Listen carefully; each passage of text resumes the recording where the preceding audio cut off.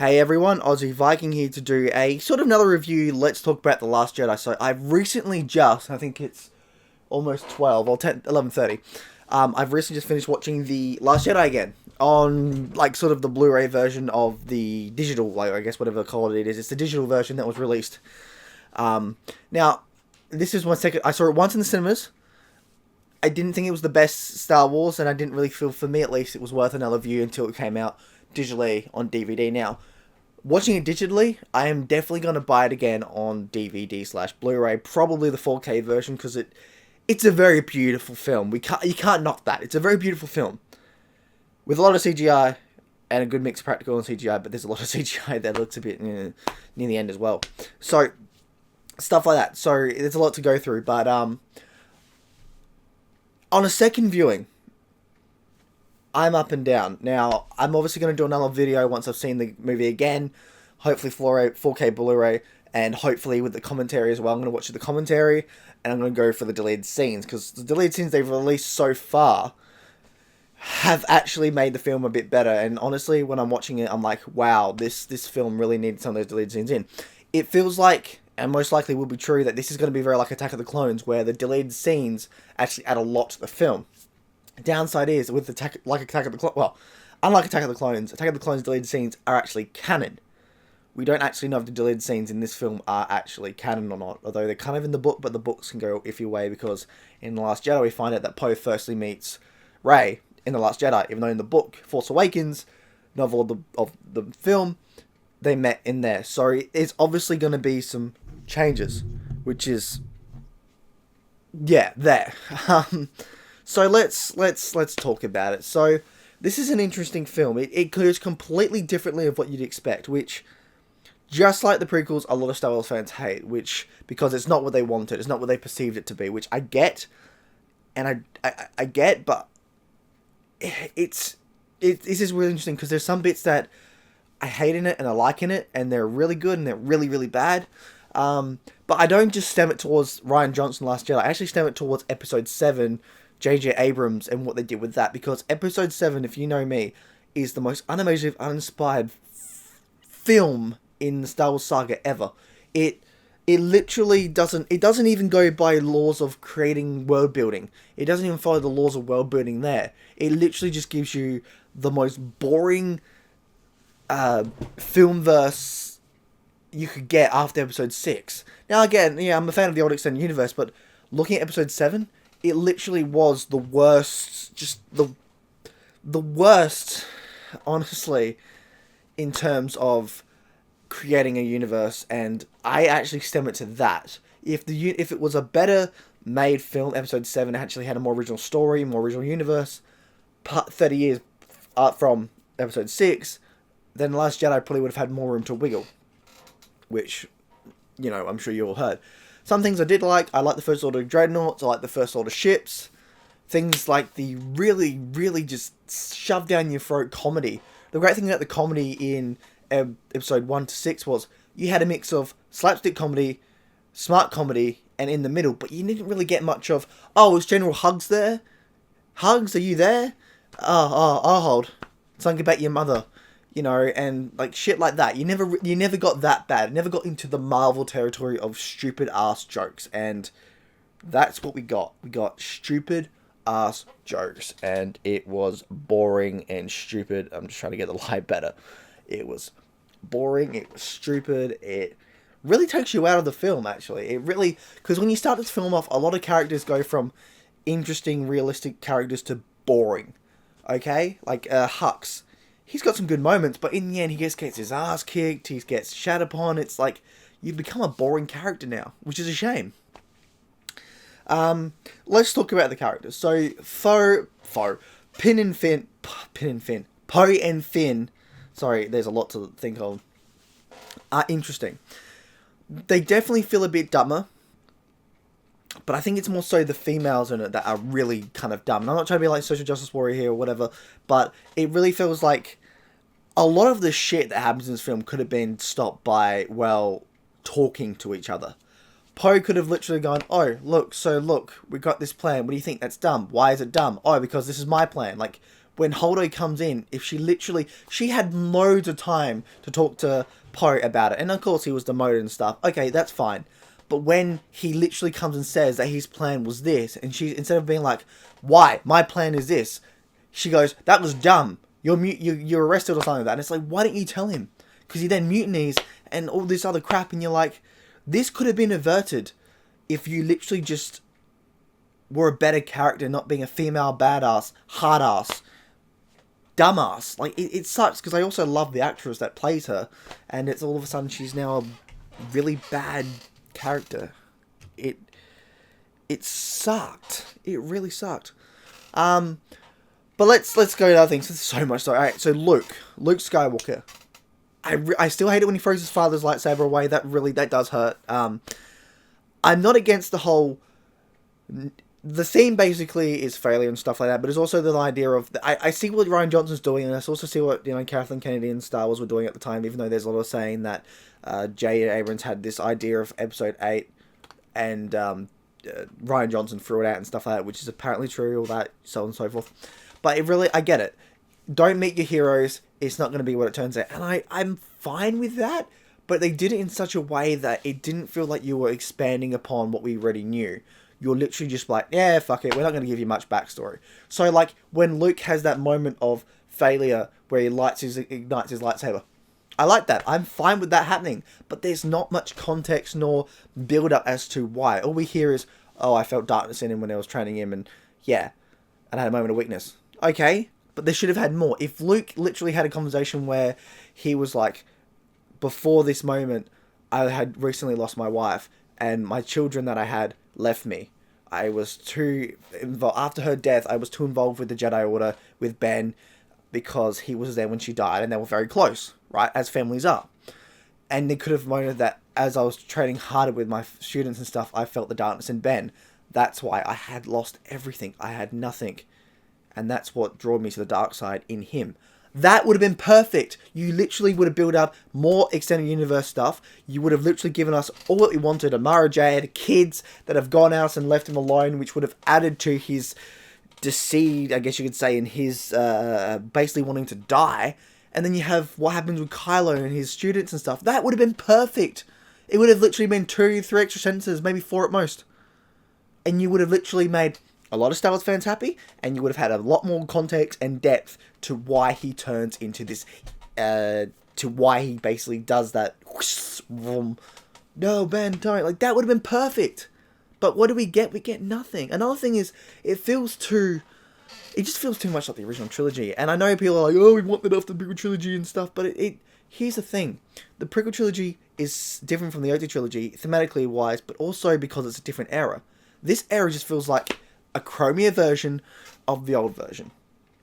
And that's another thing. I hate how there's not much prequel references, nor, like, at least on the nose. Like, there's a lot of metaphorical type of things and visuals very similar to it, which is great, but there's nothing too much like a clone trooper or something. We don't see any of the weapons. We don't see anything upgraded from the old prequel era.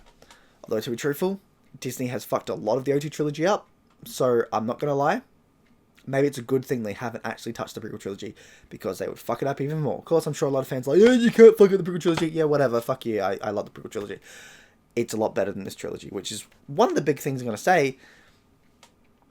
These films, these are interesting films, because I don't consider them good Star Wars films. I consider them, well, I consider Episode 7 an okay film, and this one a good, sort of great. Like, it's in between good and great for me. And that's obviously going to change possibly when I, see it again in 4K and see the commentary and deleted scenes and stuff like I did before with my other reviews of the Star Wars films. So there's that as well. There's a lot of depth that I really want to get into, because there's a lot here. I'm gonna have to move in the middle a bit, because that's probably easier for you guys. Well, maybe. There's a lot here. There's a lot here. Let's look at Canto Bight. I actually like Canto Bight. I like the visuals, I like the style.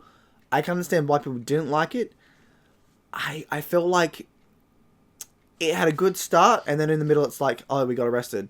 then here's a crummy joke again, and then we find another one who's really good, and it's kind of like, okay, what the hell is going on? This is way too easy and stuff, but I kind of liked it. What else did I like? I like Crate. I like the visuals.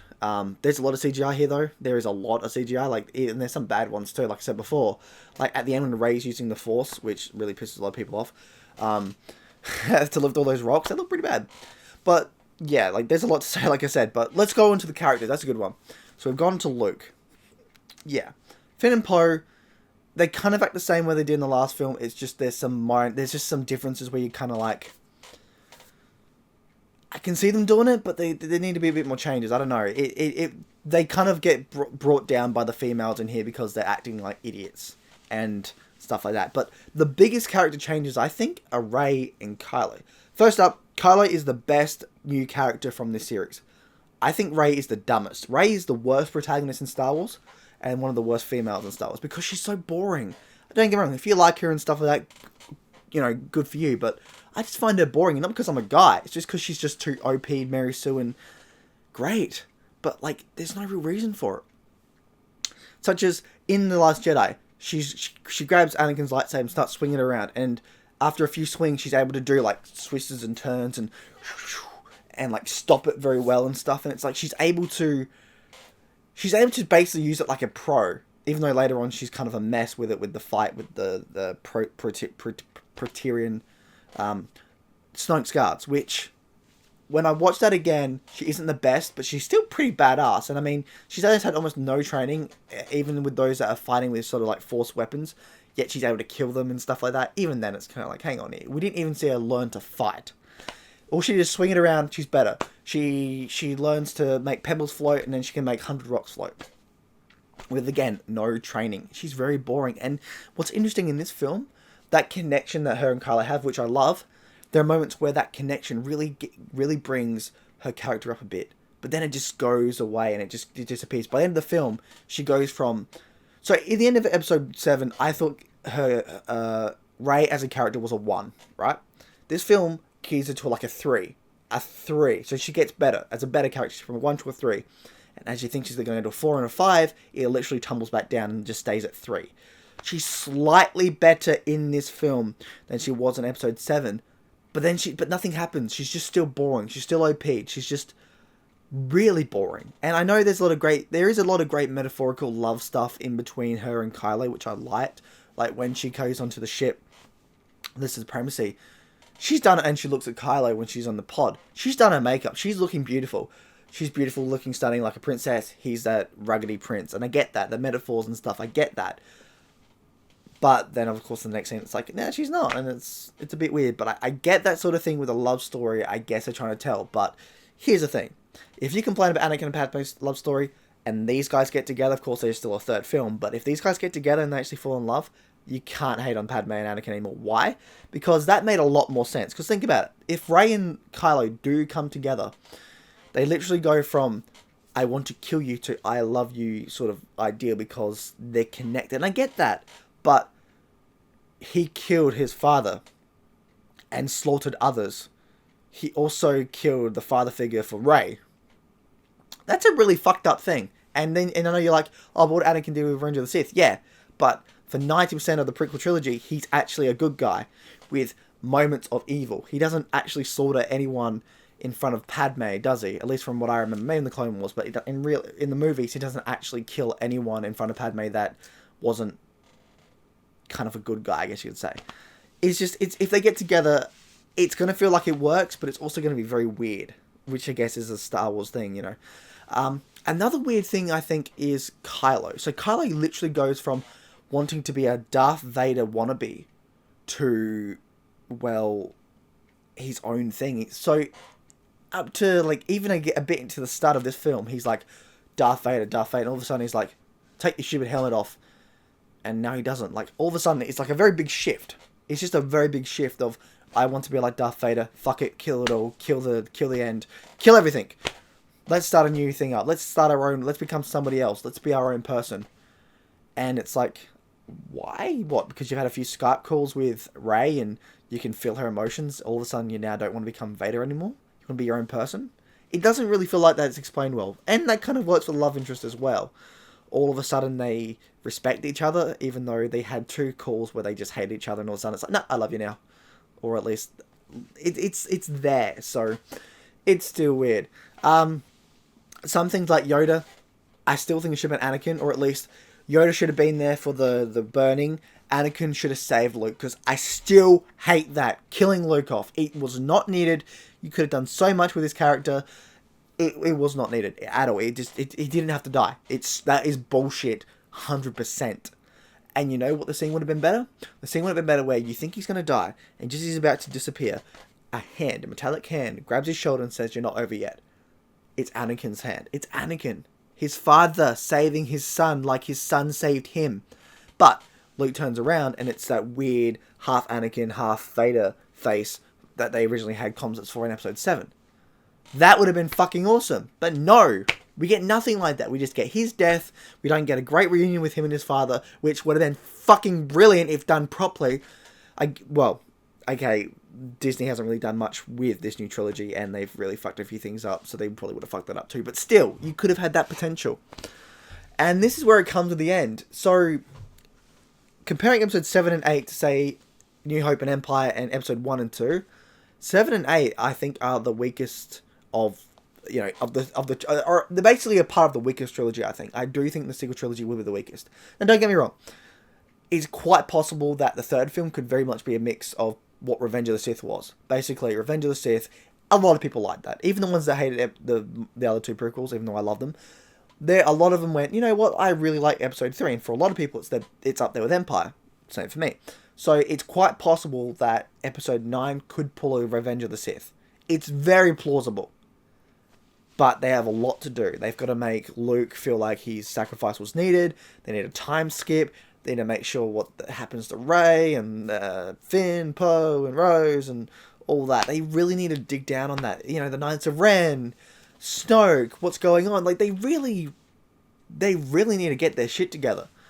Which, if Kathleen Kennedy and a SJW fucking themes are going to happen, I doubt we'll get that. We'll probably get it. I bet you what will happen is Rey will kill everyone and become a Sith Lord, whatever, and rule the galaxy. That's probably... If that happens, I'm fucking done with this one. Because, like I said, episode 7, basically everything after episode 6, Disney has fucked up to a T.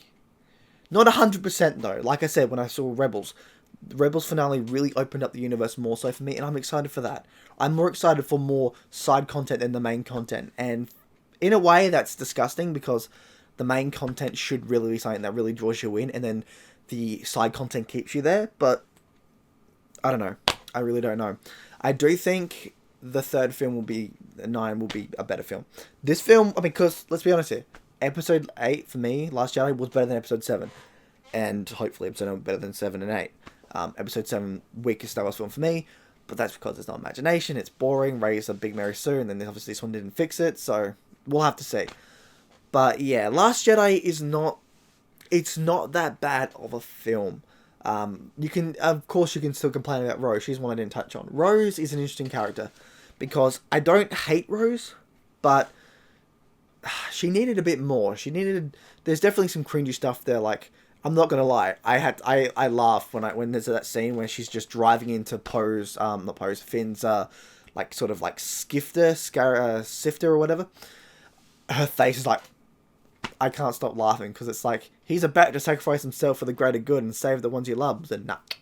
And then she does that awkward quick kiss, which I get, you can definitely fall in love in like a few days and stuff, or a few hours, I guess, maybe, was it a few hours? Well, boy, that's different, that's interesting.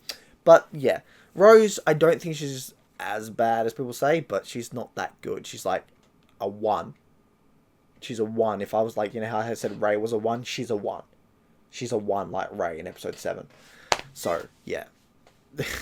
So, yeah. But overall, I do enjoy this film. I would probably give it it's a 7. As of now, of course, it could go up when I watch it again with the deleted scenes and stuff, but yeah, it's a 7. Episode 7 was a 5. This is episode 8 is a 7. I hope episode 9 can be an 8 or a 9. I doubt it, but 8 is a plausibility.